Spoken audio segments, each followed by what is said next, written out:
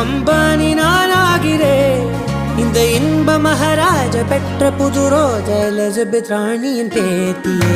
தாயே தாயே மகளன வந்தாய், தந்தை சிந்தை நலமுற வந்தாய்.